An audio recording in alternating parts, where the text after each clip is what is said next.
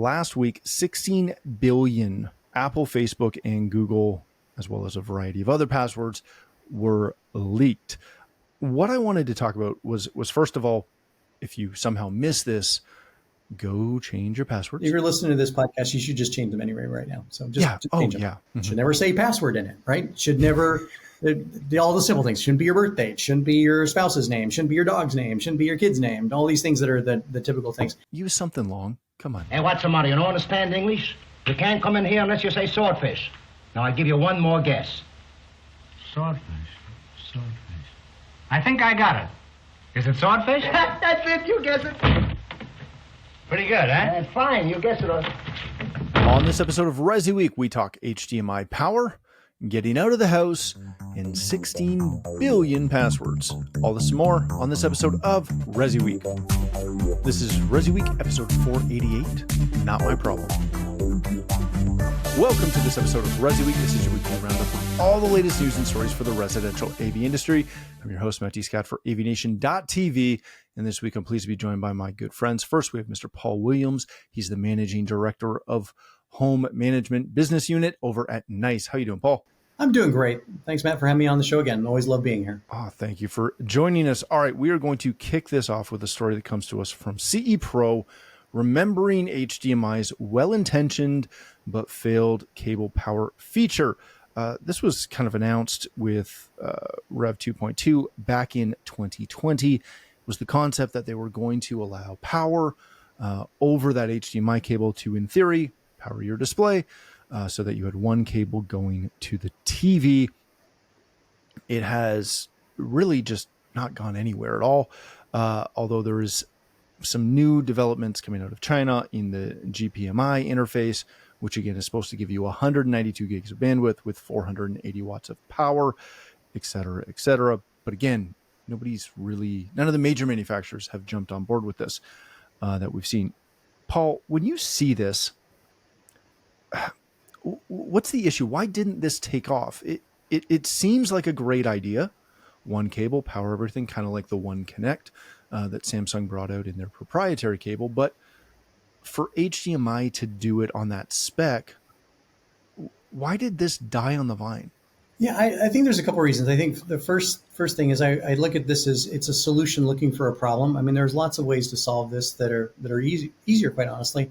But I think, and it could be easy if it was just simply plug and play and I can make it work. I think the bigger issue is if I'm a manufacturer, because it has to be on the video production side. So it's whatever the video source is that's producing it has to then generate the power.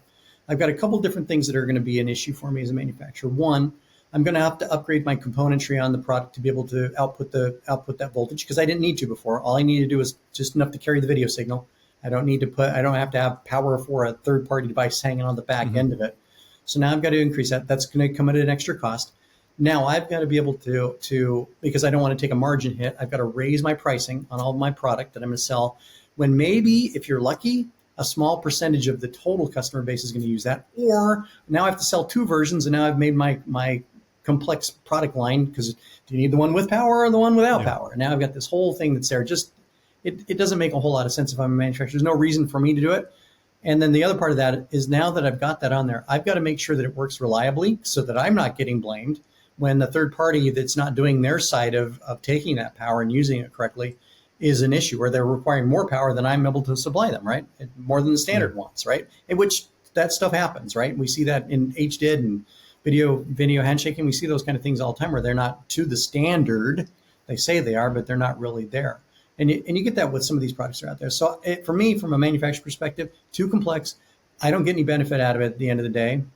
And it's going to cause me lots of extra costs, but it's also going to cause me potential problems in the future. And so I just don't see the need for me to be able to take that on. What's the issue with the display manufacturers? Is there one? We've had a variety of solutions that have kind of been loosely talked about. There were some PoE devices, sort of. There were a bunch of wireless power solutions. Like this has been a concept for a while, and literally no one's jumped on board effectively with it. Is it that added cost concern, do you think?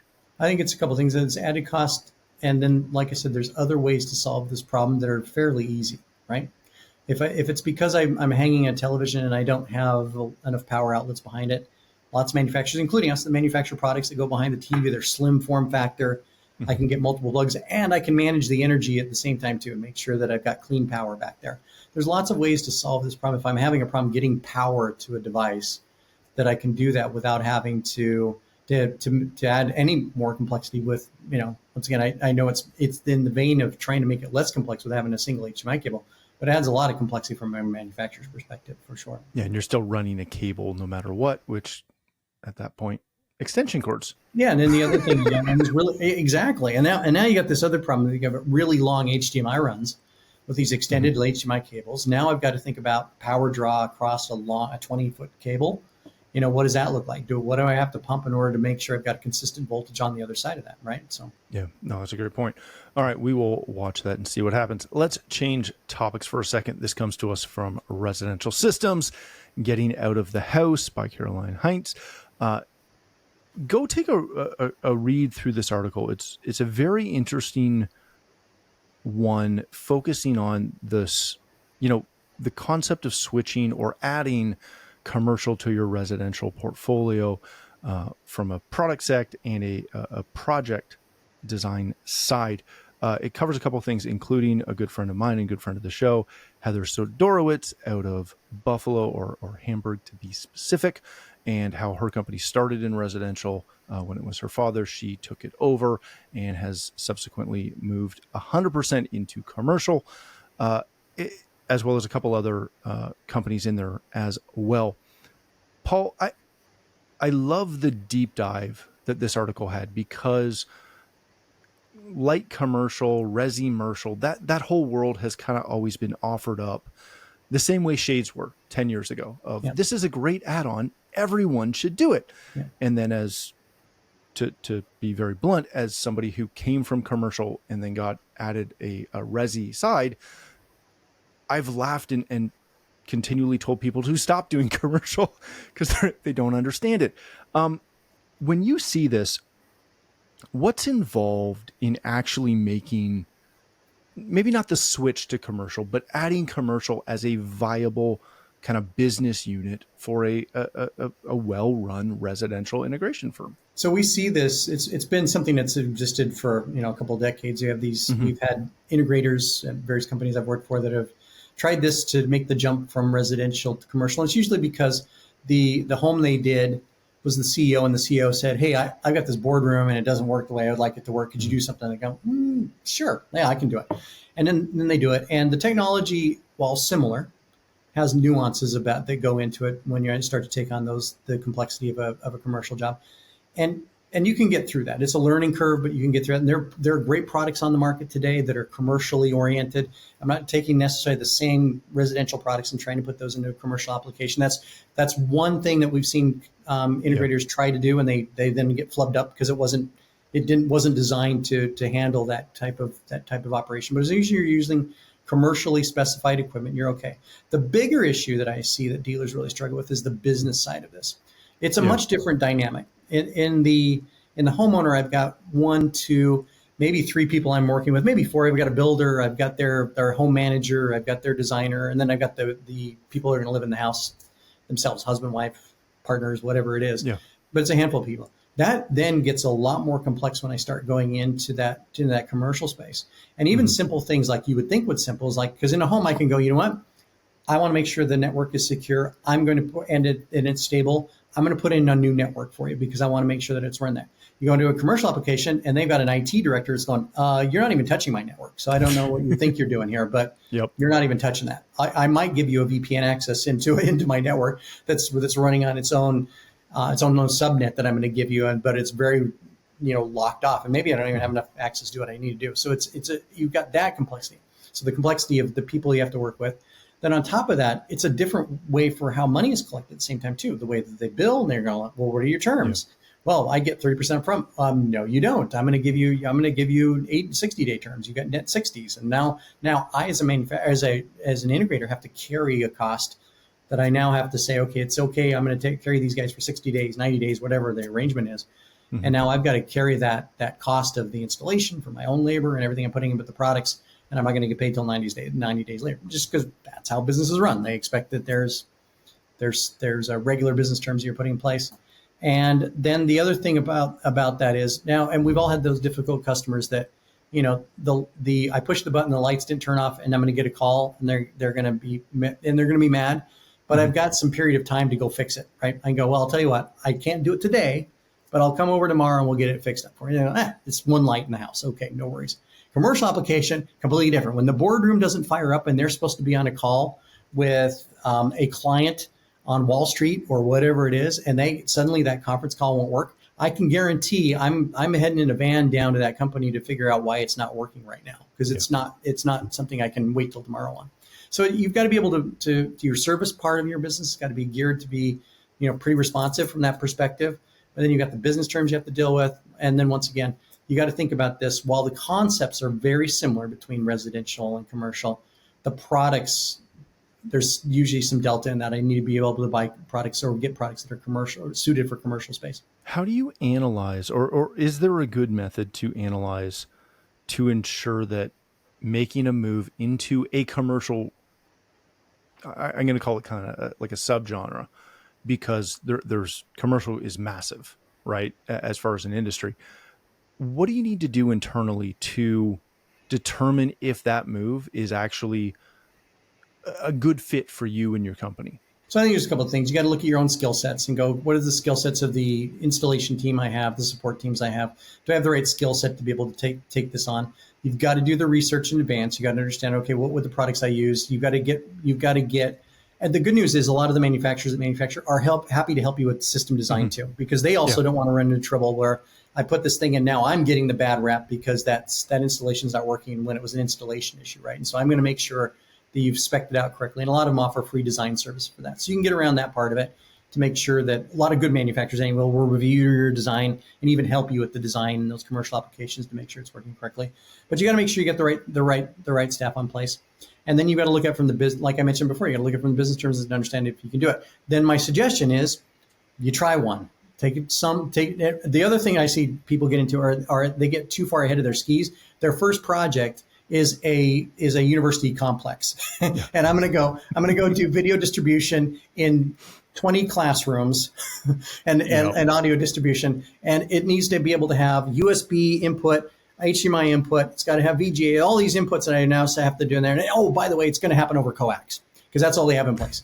And now I've got this really complex implementation. I'm like, okay.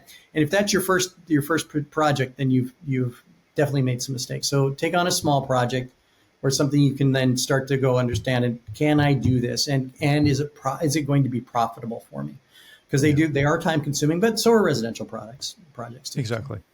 Yeah, I love Heather's kind of closing statement in it about how it can help build a business that lasts, but it doesn't require weekend calls. She does conveniently leave out the fact that many of these companies require after hours.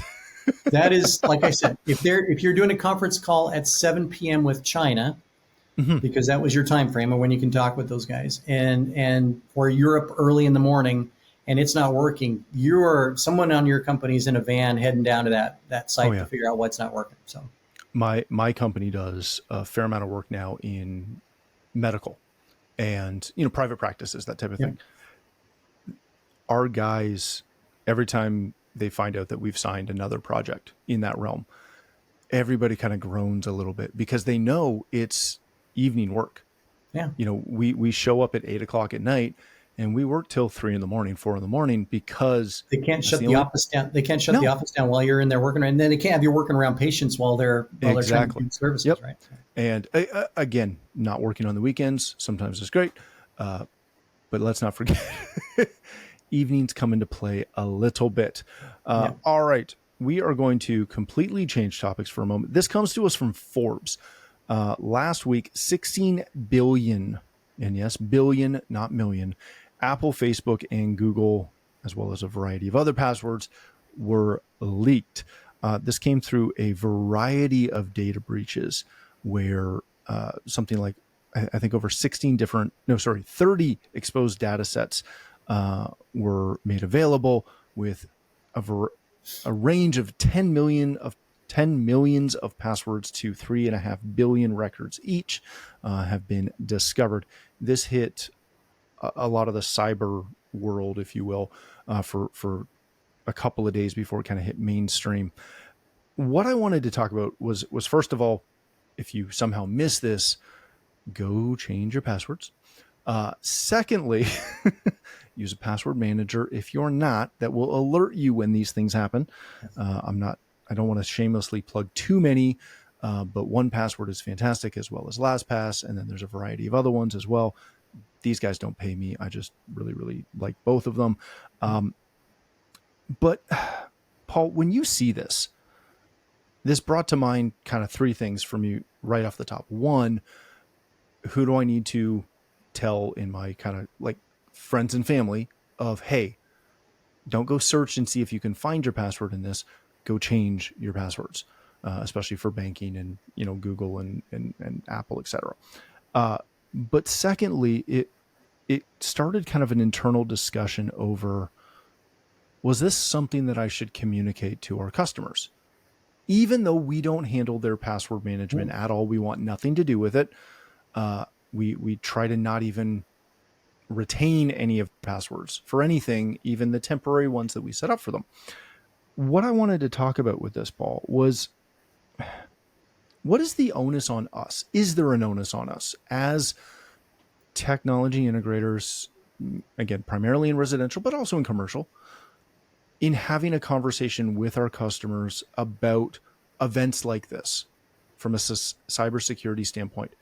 We talk about owning the network. Does this fall under that? What do we do with this? Yeah, so I think it's a great question. And first of all, if you're listening to this podcast, there is a high probability that you are one of those passwords that is exposed in there. It's just the numbers are too big for you not to have some effect in there. And so everyone should be nervous, and you should always be looking at nervous. I think what it does offer, and once again, I don't think you want to take over responsibility for that with your consumer, because they get a data breach. You don't want them coming back to you going, hey, Matt, what did you do to me? You told me you were going to watch out for this, and now I've lost all someone got in my banking records, and I've lost all my accounts. Right? I mean, those are things that could happen. You don't want to have any onus in that. But I think what it does offer, though, and this is where I like these. I don't like these events, but they're good points in time for you to rekindle some communication with your customers.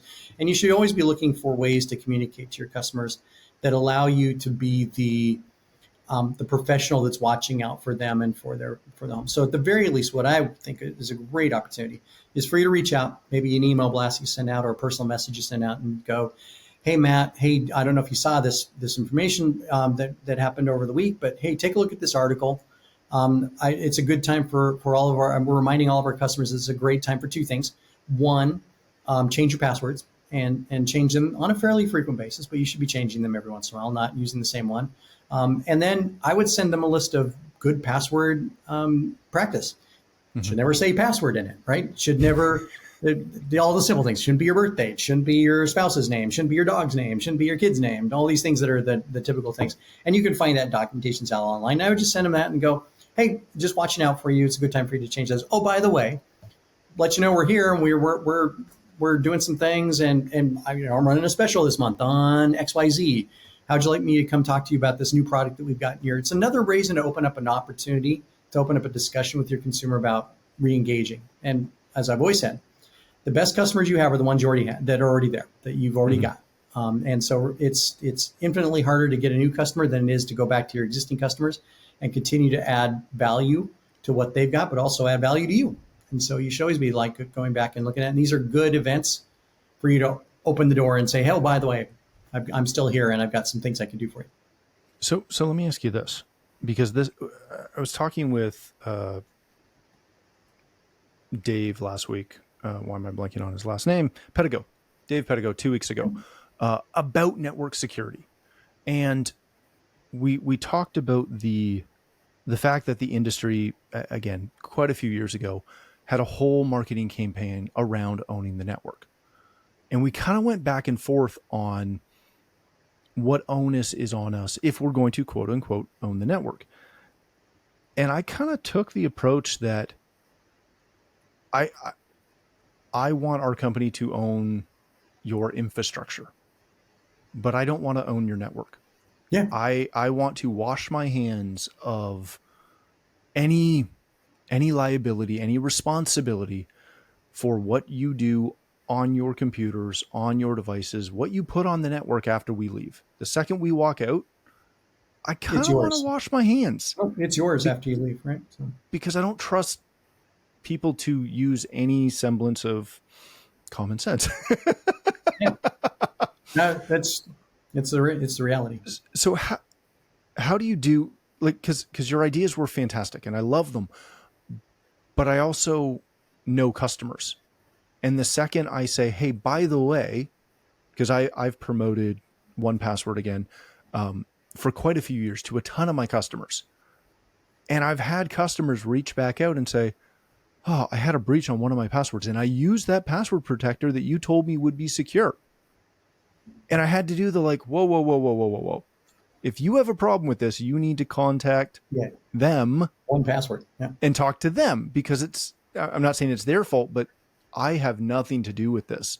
You asked for a recommendation. I said, okay. I've found that specifically in the Resi space, if you're willing to hold a customer's hand, they will hold it longer than you want them to. Well, for sure. For sure. Is there a way to limit that mindset without distancing them as a customer?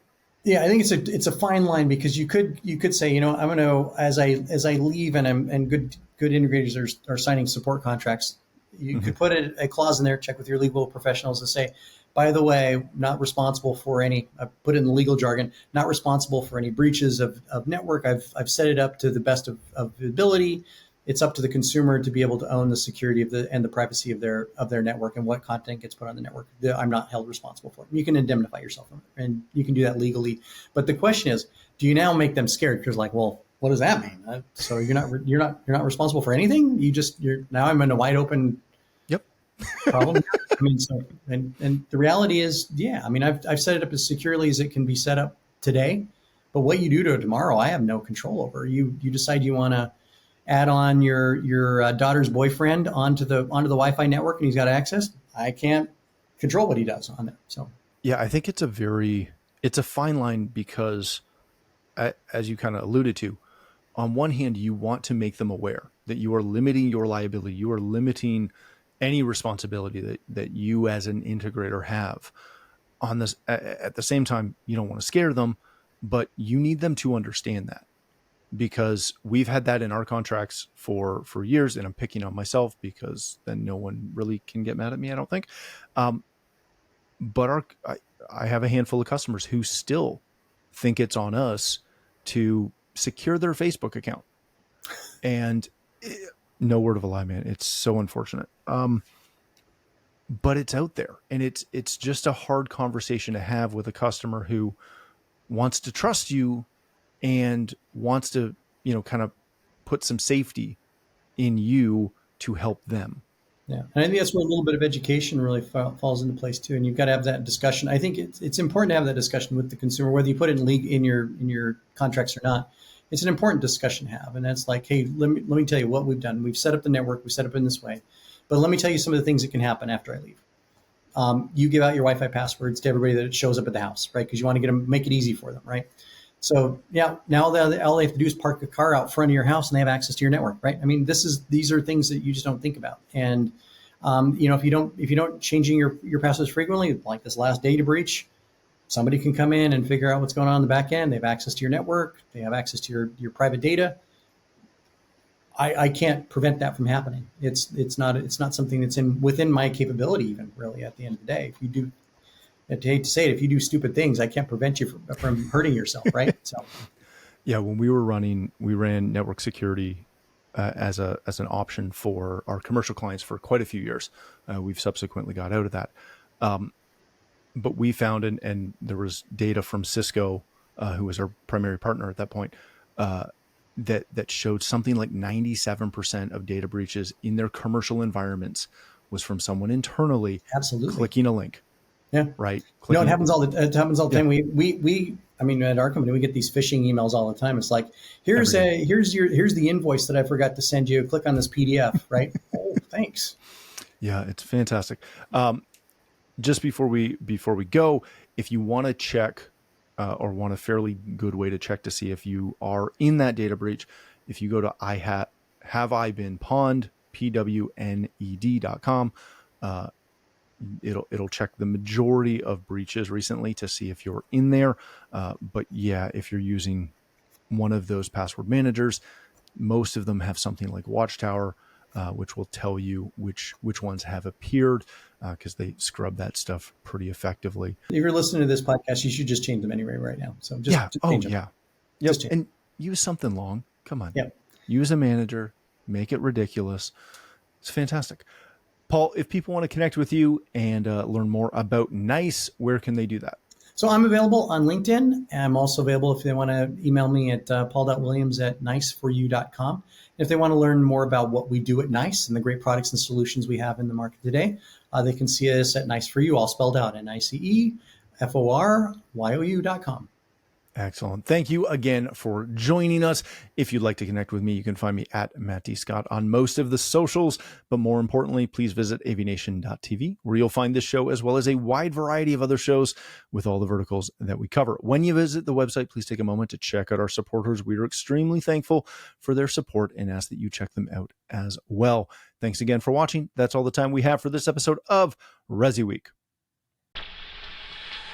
the network for the AV industry. What are you listening to? This is AV.